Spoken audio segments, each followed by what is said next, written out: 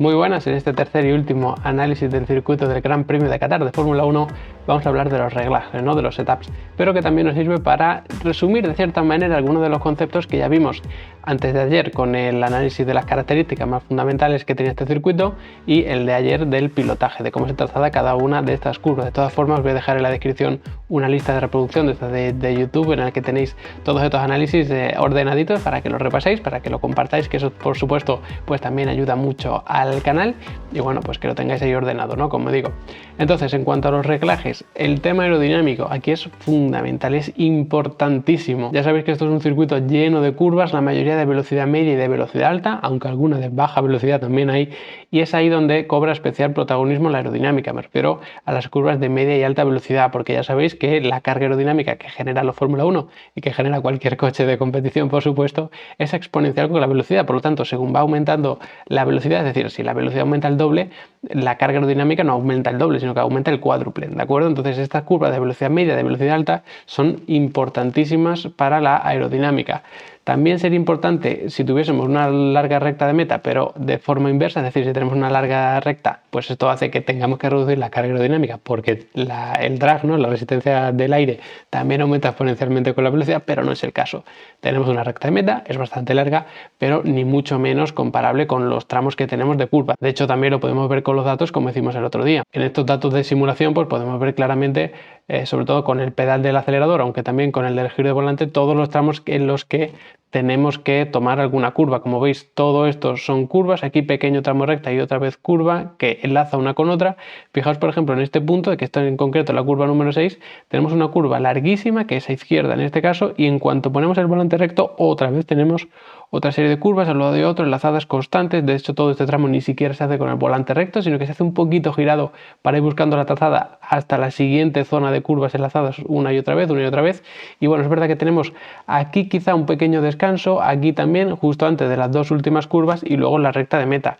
Pero si os fijáis en lo que ocupa la recta de meta, tanto al final de la vuelta como al principio, pues no tiene nada que ver con todo el tramo de curvas que tenemos, por ejemplo, aquí, que tenemos aquí también, incluso también al principio con esta curva 1, 2 y 3. Entonces esto hace que la carga aerodinámica pues tenga que ser alta, ¿no? Para trazar todas estas curvas. Y como digo siempre, no es solo importante para poder trazar ciertas curvas a fondo, levantando el acelerador lo menos posible o frenando lo menos posible, sino también para esas curvas que se van a hacer a fondo de todas, es decir, aunque tengas baja carga aerodinámica, estos Fórmula 1 van a generar la suficiente como para tomarlas a fondo.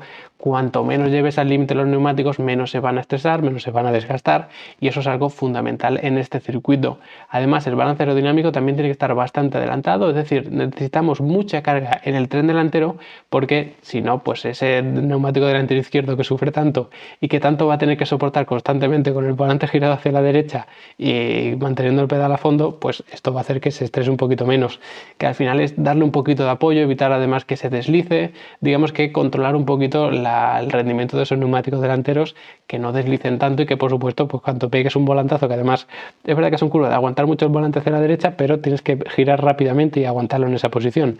Entonces esa carga aerodinámica en el tren delantero, en el alerón delantero, te va a permitir hacerlo con la mayor eficiencia posible. En cuanto a la refrigeración de los frenos, pues ya sabéis que aquí va a diferir bastante entre un equipo y otro. No es un circuito en el que tengas que alcanzar en un punto concreto muy baja temperatura los frenos, que por ejemplo la recta de meta pues hay que aprovecharla por supuesto para hacerlo, sino que en pequeños tramos de recta, en pequeños tramos sin frenar, mejor dicho, tienes que conseguir bajar la temperatura lo máximo posible. Si por lo que sea tu configuración de los frenos, incluso el polvo y esa arenilla que haya en el ambiente te impide refrigerar bien los frenos, vas a tener un problema.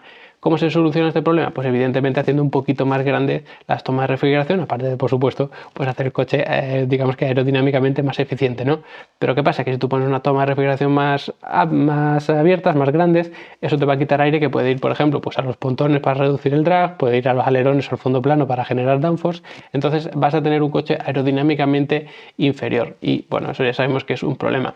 Luego, en cuanto al balance de frenos, pues quizá tengas un balance más bien atrasado, porque es verdad que tener un balance aerodinámico adelantado, como hemos dicho, provoca un coche bastante sobrevirador en esa curva de media alta velocidad, y tener un balance de frenos atrasados provoca también sobreviraje, es decir, es inverso a la aerodinámica.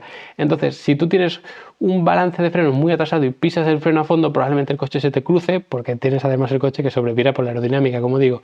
Pero aquí hay muchas curvas en las que realmente cuando estás entrando en esa curva estás pisándolo muy poquito, porque son curvas muy largas, entonces vas, digamos que soltando poco a poco el pedal de freno cuando entras a la curva, entonces no estás pisando a fondo, no tienes una desaceleración o deceleración muy alta. Entonces yo creo que esto te puede ayudar sobre todo pues en la serie de curvas, por ejemplo 12, 13, 14 que veíamos ayer, pues que con tocar un poquito el freno ya te sirva para cruzar el coche. Que esto debe ir también de la mano, por supuesto, del freno motor, que ya sabéis que es una retención en el tren trasero del sistema de transmisión, y lo que hace es que cuando tú reduces una marcha, como que frena el coche un poco el tren trasero.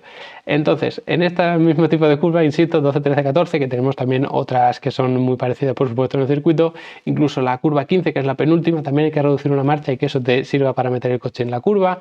Pues todo este tipo de curvas que se utiliza el freno motor, eso va a hacer que el coche, digamos, que tienda a sobrevirar, porque te frena el tren trasero.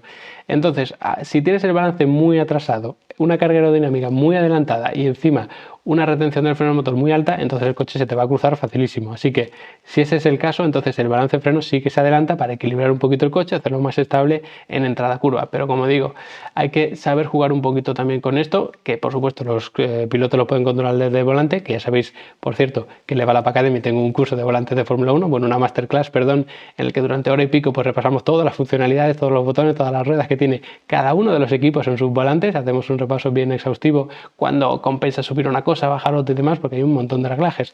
No solo esto del freno motor, como digo, sino que si el par, que si el diferencial en entrada, el diferencial en salida, incluso mapas motor, algunos switches, ¿no? o interruptores, perdón, de qué neumáticos estamos montando, todo eso, pues en esa masterclass os la explico, ¿vale? Aparte, por supuesto, todos los cursos de setups que tenemos, de análisis de datos para setup y un montón de temas así. Así que no olvidéis echarle un ojo a Level Up Academy, ya de paso os lo cuento.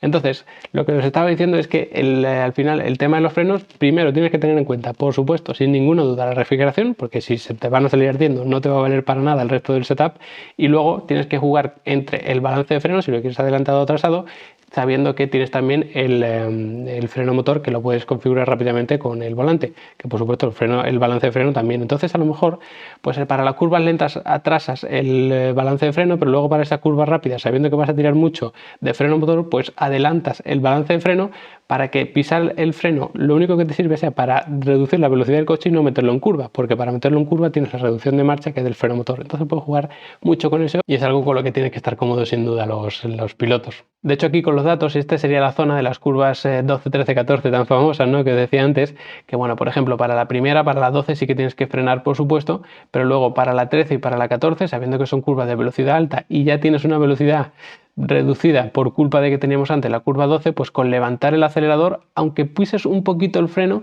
quizá a veces no haya ni siquiera que pisarlo, reduciendo una marcha de sexta a quinta, por ejemplo, en función de cómo tenga configurada cada uno su caja de cambios, pues eso va a hacer que te ayude a reducir la velocidad y por lo tanto con eso ya puedas jugar. Es decir, no solo vas a frenar por la propia aerodinámica, porque al levantar el acelerador el coche frena muchísimo por la tremenda resistencia al avance del aire, pero aparte le ayudas con el freno motor. Entonces, si tú esto te provoca mucha retención en el tren trasero, vas a cruzar fácilmente el coche, así que te va a ser mucho más fácil meterlo en curva, pero ojo, porque eso también va a provocar que sea fácil perderlo. Si pegas un volantazo y reduces marcha, es fácil que el coche llegue a trompear. Y luego, por ejemplo, la curva 15, que también es de mucha velocidad, hay que dar un golpe que puede llegar al 100% o puede que no, en función del piloto, del coche y demás, pero lo más importante es otra vez reducir esa marcha, porque como ves se toma un poquito más lento que esas dos curvas, tres anteriores que hemos visto, pero también es de una velocidad media e incluso media alta, podríamos decir. Así que esta reducción de la marcha en esa curva te puede ayudar muchísimo. ¿Qué pasa? Que luego tenemos tramos como por ejemplo este inicial o incluso aquí el de la curva número 6 que son de muy baja velocidad, que por supuesto hay que reducir muchas marchas, no puede ser de otra manera, pero que aquí puedes poner una configuración tanto del freno motor como del balance de freno diferente, porque al final no quieres pegar un volantazo, sino que vas cogiendo la curva poco a poco con muy baja velocidad, metiendo giro de volante paulatinamente, quitándolo también poco a poco mientras vas apretando el acelerador. Entonces al final son curvas de naturaleza muy diferentes y que por supuesto tienes que configurar estas cosas que te permite el volante de Fórmula 1 de forma diferente. Otro tema fundamental es el de las suspensiones, que es como la columna vertebral, ¿no? Que digo yo siempre de los setups. Aquí pues no es importante la eficiencia en la frenada, frenada porque hay muy pocas frenadas fuertes como tal. Tampoco es excesivamente importante la tracción aquí, porque es verdad que, por ejemplo, para salir de la curva 1, de la curva 6, pues sí que es importante salir con mucha velocidad, pero en el resto del circuito no cobra especial protagonismo, precisamente porque las curvas son de velocidad media y de velocidad alta, como he dicho ya 1000 veces en estos análisis del circuito. Entonces, ¿cuál es la prioridad aquí de las suspensiones? Pues sobre todo controlar ese balanceo de alta velocidad. Si tú giras el volante a muchísima velocidad, el coche tiende a balancearse hacia afuera de la curva. Entonces eso dinámicamente pues no te interesa. Tú lo que quieres es tener un coche pues estable, ¿no? Que gires el volante y que idealmente el coche no se balancee, que siga como si fuese por un raíl. Entonces, bueno, las suspensiones tienen que trabajar mucho con eso, pero sobre todo para no reventar el neumático exterior, es decir, el delantero izquierdo, porque es un neumático que va a sufrir muchísimo, también lo he dicho mil veces en estos análisis, y las suspensiones tienen que cuidar mucho de él. ¿Cómo se cuidan los neumáticos a través de las suspensiones? Pues poniéndolas un poquito menos rígidas, porque tú pones una suspensión muy rígida, es verdad que dinámicamente el coche es, digamos que más rígido y más ágil, más nervioso, y eso te puede hacer ganar tiempo por vuelta, pero es más fácil que la rueda llegue a rebotar, perder un poquito de adherencia, y eso hace que los neumáticos tiendan a desgastarse más, ¿vale? Resumiéndolo todo pronto y mal. Entonces las suspensiones, pues a lo mejor tenemos que poner un recorrido un poquito más amplio, pero controlando mucho la rigidez de los amortiguadores para evitar un balanceo excesivo, al mismo tiempo que evitamos que haya mucho rebote con las ruedas. Entonces va a ser muy importante trabajar a nivel individual con las suspensiones, digamos que por ejemplo el muelle y el amortiguador de cada una de las ruedas, de diferente manera, respecto a los elementos que son comunes, como puede ser el tercer elemento, el famoso GIF y todo esto. Es decir, hay unos elementos de las suspensiones que son individuales para cada rueda y luego hay otros que son comunes para cada eje. Es decir, tú tienes, por ejemplo, un muelle central entre la rueda delantera izquierda y la rueda delantera derecha, que cuando las dos ruedas suben o las dos ruedas bajan, a lo mejor no se inmutan o a lo mejor sí en función del elemento que estemos tratando. Es decir, hay algunos elementos que solo afectan cuando las dos suben o las dos bajan, es decir, las dos suspensiones se expanden o las dos se comprimen, y hay otros que solo funciona cuando una se está expandiendo más que la otra o comprimiendo más que la otra, ¿vale? Entonces, jugar con todos estos elementos es muy importante, que tampoco me puedo entretener aquí a explicarlo a todos, pero que bueno, que le va la Academia. Ya sabéis que en el curso de sistemas pues os explico todas las suspensiones, en el curso de introducción a los setups os explico por qué hay que controlar una cosa u otra en función de lo que estemos buscando. Entonces, bueno, que sepáis al menos a nivel general que hay que jugar mucho con estos elementos por separado, los que son individuales de cada rueda y los que son comunes de cada eje, porque además recordemos que el trazado puede que tenga un grip medio, que es lo que se espera, o que sea bajo si tenemos mucho polvo, mucha arena del propio desierto. Y relacionado con esto del desierto, tened en cuenta también que la temperatura puede pasar de mucho calor a mucho frío según van pasando las horas o viceversa, ¿no? En función de la sesión en la que estemos tratando. Es decir, las temperaturas en el desierto varían muchísimo. Entonces, si tú pones un reglaje que solo va bien en temperaturas cálidas, cuando tengas temperaturas frías no vas a conseguir agarre, las ruedas se te van a bloquear, el coche va a deslizar, las ruedas van a patinar cuando desgaste, entonces eso va a provocar desgaste. Y si pones un setup, digamos que de frío, cuando la temperatura de la pista esté muy caliente porque haya dado mucho el sol y demás, los neumáticos se te van a abrasar porque estás fomentando mucho el agarre y vas a tener agarre de más, ¿no? Vamos a decirlo así. Entonces los neumáticos van a alcanzar picos de temperatura altísimo y eso va a hacer que se destrocen por completo. Entonces, es verdad que tenemos 3 entrenamientos libres aquí porque no tenemos clasificación sprint ni historias de estas, pero ojo, porque realmente a los entrenamientos libres que hay que sacarle todo el partido son a los entrenamientos libres 2, por esto que digo del tema de las temperaturas. Así que bueno, sé que he pasado muy por encima de algunos temas, pero simplemente quiero que lo conozcáis a rasgos generales, ¿no? Cómo podemos adaptar los setups de la Fórmula 1, que son tremendamente complejos, a circuitos como este, o al menos que entendáis algunas claves, ¿no? Algunas pinceladas de lo que podría ser. Ya sabéis que en Level Up Academy tenéis muchos más cursos para entender todos estos conceptos mucho mejor. Espero que le echéis un vistazo. Los que ya estéis apuntados, pues que se los recomendéis a vuestros amigos, que eso siempre ayuda muchísimo a crecer la academia y también el canal, por supuesto. Y nada, no olvidéis suscribiros al canal, como digo, porque después del Gran Premio de Qatar tendremos, por supuesto, un análisis detalladito a todo lo que nos deje.